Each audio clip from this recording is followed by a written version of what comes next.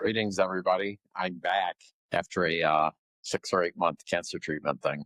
So I'm honored to have Gareth Carter here with me. Hi, Gareth. How you doing? Thanks for having me on, Wilkinson. I'm good. Say hi to all my peeps. Hey, everyone. Anyway, so we met at a mutual friend, Bryce, his a party a while back, and we started talking. It's kind of an interesting story. But before we get into why he's on here and what he's sharing, tell me a little about yourself. Where'd you grow up? Are you straight So, or gay or bi or whatever? Tell me everything. I want to hear it. so I grew up in Orange County, California, till I Okay. was about 14 years old, and then my father, in his infinite wisdom, moved us to a cattle ranch in Idaho, and so Well, went from 1,000 kids in my freshman class in high school to 20. In my, but I did graduate top 10 in my class from those 20 folks. So that's quite an accomplishment. there you go. Then what? So then Are you an only child? I am not. I have two brothers, one older, one younger. And the older one was so much older that he didn't join us up there. But my options when I graduated high school were working on the ranch with my dad, working in the local lumber mill, or going to college. So I chose the lesser of three evils and went to college, also in Idaho. What'd you study? Actually studied advertising and communications and then ended up working in that field for uh, quite a few, several years. Did well in it, but then kind of burned out on it and had an epiphany one day that I'd rather sell you books and reading than perhaps things you didn't really need. And so I became a librarian. Did you have to do other extra education for that, or did you Yeah, just so come? all librarians have a master's in library and information science. So at the time, there weren't a lot of those programs are online now, but they weren't online. So I was living in Los Angeles. I picked up and moved to New York City to go to a school there. It's called the Pratt Institute. It's mostly an art school, pretty well known, but it also is the longest and oldest library science program.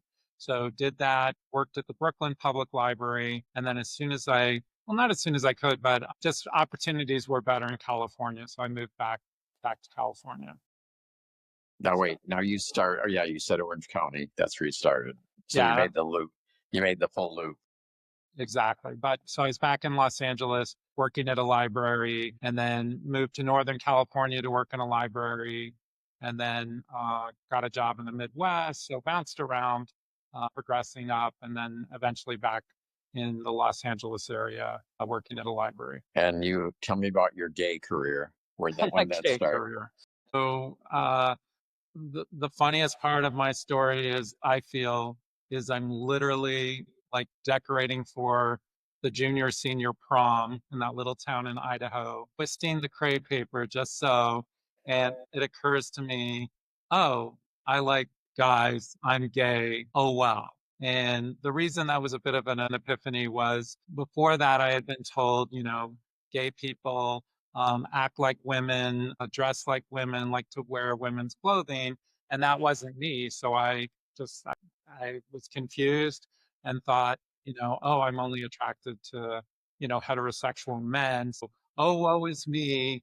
I must go through life with this horrible thing. But I found my way. So your new life you have to attribute to crepe paper. There you go. Exactly. The Wow. realization. What? How old were you then? You were at high school? Yeah, high school. I was 16 or 17, and it's so funny. Like the guys in my high school, it was so small. We all not only knew each other, but we kind of all hung out together and just talked about sex constantly, talked about dicks constantly, other genitalia, and as well as sex and gay sex. They talked about it too. So But just they weren't gay. You were the only gay. I was the only gay that I'm aware of, though, when the high school girls aren't putting out, who knows what'll happen. But Right. unfortunately, I think I did have some opportunities, but I did not take anyone up on that in high school. Well, did you come out to your family I did not. Like it felt like it ever? was a time where that wasn't necessarily safe to do. So did not come out to my family, lived closeted while I was working in advertising, didn't really come out. Like I'd say I was halfway out in a sense because go to gay bars, had gay friends, mostly lived in Los Angeles, but then would be, at work, just not openly out, and not until I worked in libraries. So did you come out to your parents then? So I never came out to my mother. She passed away when I was in my 20s, and did come out to my father, and that I wasn't living at home at the time. He had become a conservative Christian. He was not when I was growing up. And so that was a little difficult. And then I guess perhaps played out when my father passed away and I was disinherited. Not that he was a multimillionaire, but my older brother, who was not gay, was also kind of disinherited too. So I don't know if it was the gay thing or what. So your younger brother got everything? Younger brother got everything. I think he was dad's favorite, looked the most like my mom. Wow. Yeah, How did it's that fine. feel? He wasn't How a did that feel? multimillionaire, so Oh, well, it doesn't have to be. It's the idea of it. yeah. Did he actually say you're disinherited or did he just give you zero? No, it was in the will. Like I have these three sons and I leave everything to this one and his wife, whose name was spelled wrong, and any of their issues, meaning children, which they had no Right. children at the time he wrote the will, and also disinherited my older brother's daughters. So it was just interesting. Wow. What would be really funny and make the good stories if your younger brother turns out to be gay someday. That would be funny. Don't think that's going to happen, Yeah. but Yeah. I did do a writing program, and my master's thesis was a play about three brothers, two of whom are disinherited, and how that plays out. So it was a little more comedic than the actual experience, Wow. but anyway, Interesting. yes. So which city that you lived in has been the best experience as far as your gay life? That's interesting. As far as my gay life, I would say New York. I think I resonate more with New Yorkers, I guess. So I was also younger then, so that could be why. Yeah. But I mean, I wasn't unhappy in New York. I never felt like I felt like I was on an extended tourist visa because I was there for a period of time to go to school. So, one someone introduced me as a New Yorker, and I said, "Thank you, appreciate the compliment." I I don't really feel a New Yorker. Is the school, I don't know where the school is. Is it in Manhattan or one of the other boroughs? So Pratt is in Brooklyn, but I the kind of thought it might library be. science. What's that? I kind of thought it might be Brooklyn. Yeah. Yeah. But they actually have a campus in Manhattan, and so my program was in Manhattan. Um, it's a building. It's on 14th Street between 6th and 7th. And then, but I was working for the Brooklyn Public Library, so I would commute out to Brooklyn to work, but I lived in Manhattan. Okay. So now we get to the juice. Why is he here? So okay, so we talked a bit at Bryce's party, and then you came over and we had a little pre-recording chat. But why don't you tell everybody how you got to where you are today and what you're doing and what you started doing and what happened and blah blah blah. Sure. Let's hear it. Tell me your story. So my story is like I always wanted to write the great American novel. So we'll park that first, and then move to I'm haven't written said novel. I'm working in a library in Los Angeles. I'm in charge of what fiction we're doing, what displays, what everything. And it was Pride Month about 3 years ago, and we had an LGBTQ plus Pride display in the children's room. And we were also working with our local LGBT group. We were doing Pride in the Park, a very small park, not a big, this is a suburb of Los Angeles. And we're the library is sponsoring drag queen story hour. And all of a sudden, like all hell breaks loose. Like I'm getting my emails, open record requests for my emails, my text messages. I am getting called a pornographer and worse. Um, it just was, it's kind of a horrific experience. And, and others in some ways had it worse. Like the person we were collaborating with was a trans man who ran the local LGBT organization. They were doxing him. So it was pretty ugly. I was literally having meetings. You can laugh now. It's having meetings with police tactical units about what kind of security we're going to have at Pride story time in one of our libraries. Oh And my a God. little Pride festival in the park. We are looking out, and I'm literally looking for active shooters. I mean, and the police like parked all around this park, and it's a beautiful day. It's a fun little event. There's so much joy, and I'm there like surveilling, looking for shooters.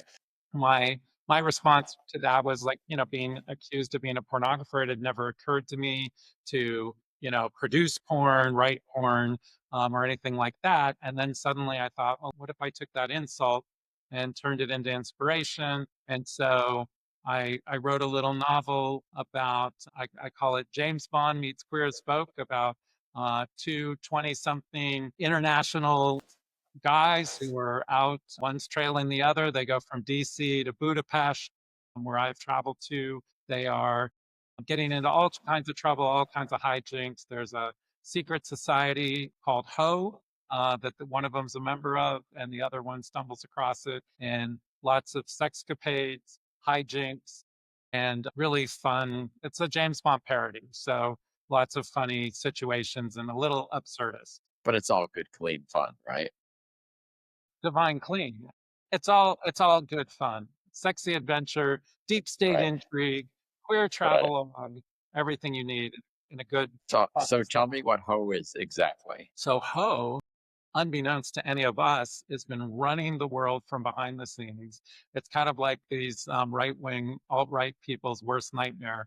So they're a secret gay cabal running the world from behind the scenes, and it stands for Homo Sexus Obsessi. That's Latin for obsessed with homosexuals. They've been running the world, under everyone's noses. Huh. It was a lot of fun to write. The jokes kind of write themselves. So Right. So we're going to come back to that, but I want to go back to something you said earlier. So you said when the crazies saw your LGBT exhibit in the kids' book department, they put a request in to see your texts. So did you have a public phone that the library owned, or what? Or no, was I that mean, your personal thing? it was my personal phone, Well, and if they don't get to do that, right?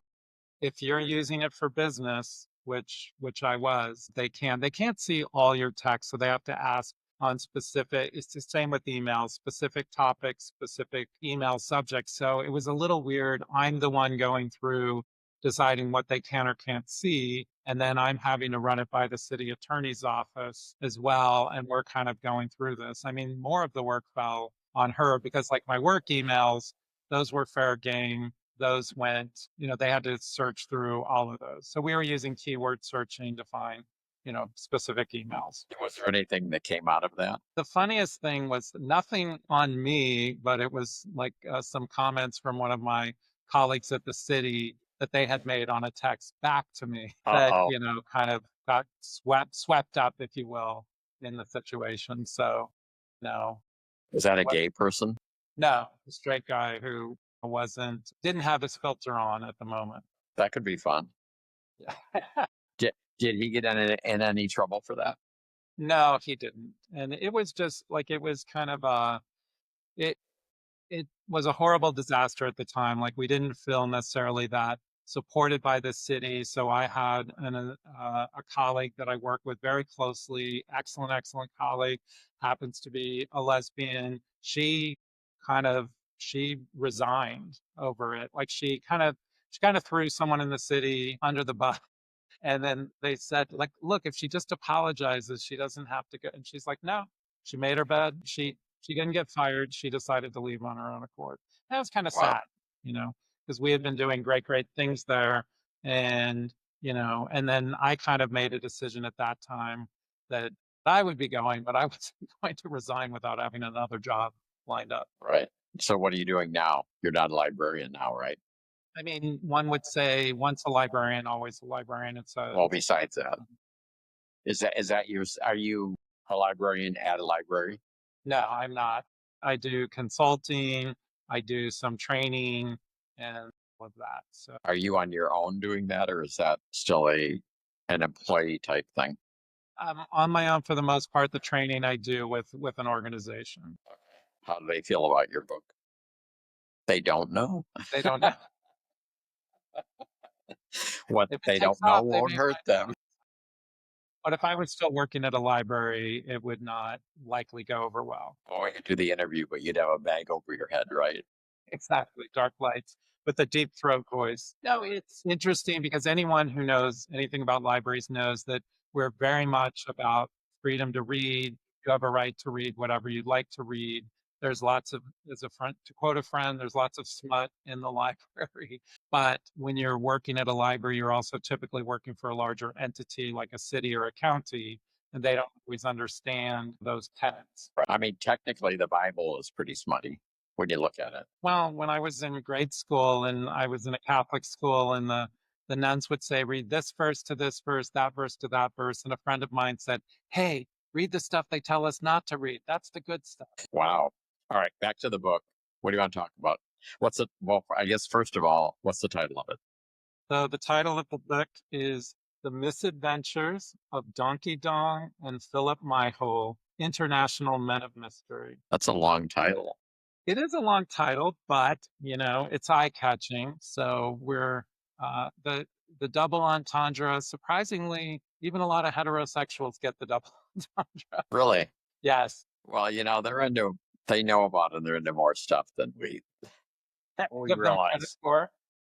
Yeah. Well, actually, we were talking, as you know, before, and we were talking about Heated Rivalry, the Canadian TV series, and her books. And what's her name? Rachel Reed, I think it is. Yeah, And I said, my God, how does a straight married woman with 2 kids know how to describe all of this stuff? My view, if any of you have watched the TV series, the books are like way wilder. And that's true.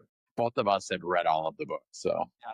yeah, it's like, And it's a little heartwarming. Like the series to me, what I like about it is if a straight man watches that series, because we have to remember this was a straight woman writing really for a straight female audience. But if a heterosexual man watches it, I hope it's not lost on him, like how these people are having to operate in a relationship.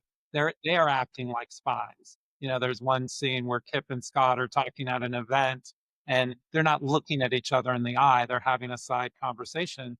And I right. can remember having to do that back in the day, just and it's a little sad, but it also like hopefully that's not lost on them that this Well, is but there's that. But the thing that I liked best about the whole series was the gay love stories and how tender they were, Mhm. and that they didn't end up with somebody dying of AIDS or something.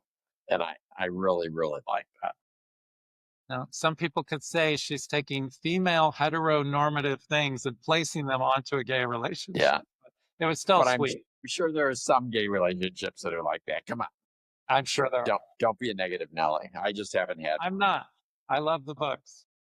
And I It, think it makes even stories like mine kind of more palatable and acceptable to the general public. Like in some ways she's opening up doors and others have written as she has, but she's kind of the one that's struck gold and really brought it to a wider. well, it's so hyper masculine, the whole, hockey thing and the fights and all the bullshit and stuff like that. So that she came up with something pretty good. I think she's probably a very rich lady right now.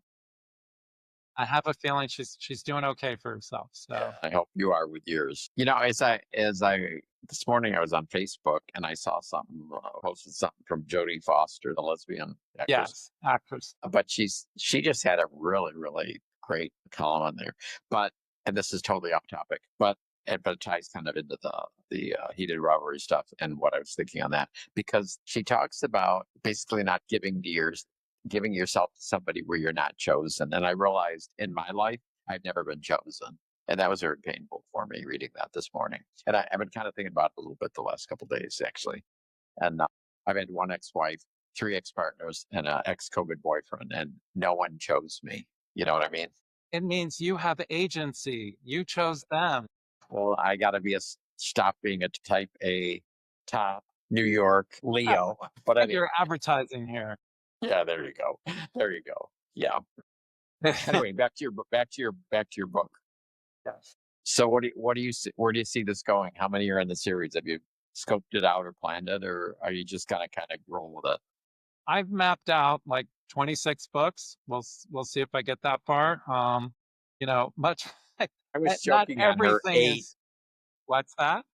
I was joking on Rachel's 8, hockey ones. My God. Well, this is going to keep me busy for the rest of my life, hopefully. But it's so much like Sue Grafton would write books like A is for arsenic and M is for murder.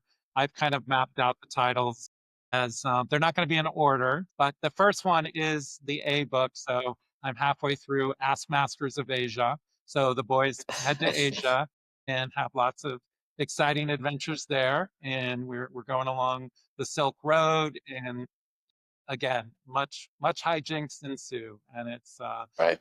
it's also a friend that has read the first book said warmed my heart. Like he said, I feel like I'm traveling when I'm reading the book, and that was the idea. I've been to these places. I want to share them. So you have to travel around the world in order to get the background for the rest of them.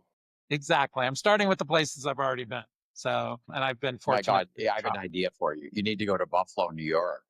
I It's actually have so to go to exciting Buffalo there. later this year, but I don't think it'll be included in the books. You are seriously going to Buffalo? I am. I go to. Why? Yes, I'm going to. I grew up there. That's like no, no, no, no, no, no. I always say it's a good place to be from. There you go. So, But anyway, but yeah, the book launched this last Tuesday, which if people are watching this in the past, so that was April 17, no, 14, launched on April 14, 2026. So it actually went it right out of the gate, like it hit, I think I was telling you earlier, it hit #2 in Amazon's hot new releases in satire, which not LGBT satire, just overall general satire, which surprised me. That was now did you have that as a keyword in there somewhere, or did Amazon figure that out? no, it was used as a keyword, but mostly it was like my keywords were like LGBT humor, Right, right. LGBT adventure. So it's like ranking, it even ranked somewhat not super high, but in the top 40 in romance, which again, these are hot new releases, so books that are out recently. And so it's doing well there. It's gotten some publicity. I think I was telling you earlier the out of so random the National Law Review like picked up the story on the book. But I mean, we've got lots going on. Like you're being called like a pornographer, being a librarian who's not supposed to behave, not supposed to write this kind of stuff. Next week, I was telling you, is National Library Week. So we're celebrating libraries. There are more public libraries in the US than Starbucks or McDonald's. Many people are like, oh my God, I haven't been in a library in years. Well, they're doing well. All kinds of things you're paying for and buying, you can get for free at the libraries. Um, so it, We'll put this in the episode notes, but what's happening this Tuesday, if anybody, my listeners, because I'm going to try to get this out on the weekend before it happens, but next Tuesday is what and next where? Tuesday evening from 7 to 9 p.m. In Palm Springs at the LGBT Center, which is on North Palm Canyon. We're doing a spy themed book launch party. Everyone's welcome, everyone's invited. So we're going to it's not going to be your a stodgy book reading. I will be reading the book, but we're also going to learn about our characters, learn about some fun games we can play with the book, and I think a fun time will be had by all. So I hope Are you people. going to have like a reenactment? So is Donkey Dong going to be there? He is currently in Asia and Okay. indisposed. All right. Wow. How disappointing.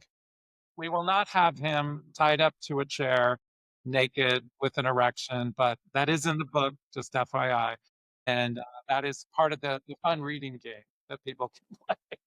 All We've got to right. rescue Donkey Dong. Well, you are launching your book, and I am launching relaunching my podcast after Yeah. being off for a long time. So I actually was approaching this with a little bit of fear, to be honest. My system that I use, Riverside, has changed everything. When you're off doing treatments for 6 or 8 months, they change everything. It's like, so I'm hoping this is a go. If not, we're going to have to redo it.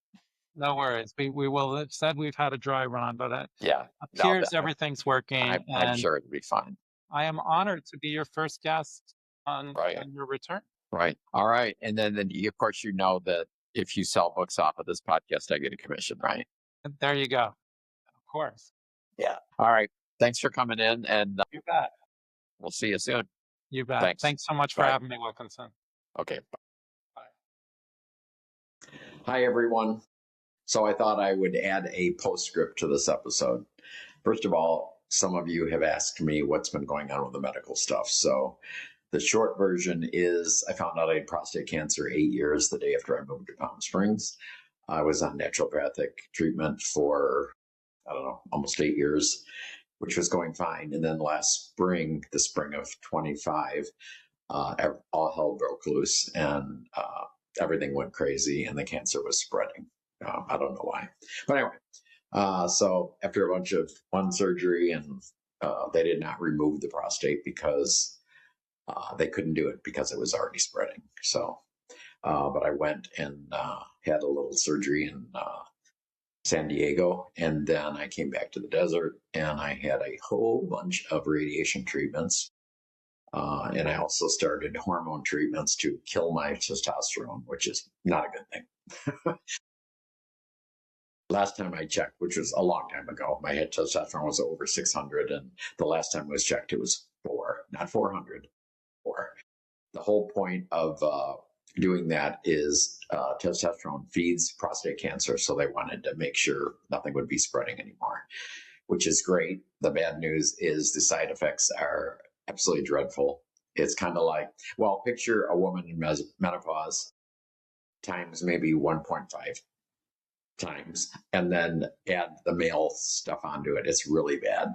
I mean, at the height of the worst part of it, I was had hot flashes and sweats, night sweats, and I woke up like 14 times in one night.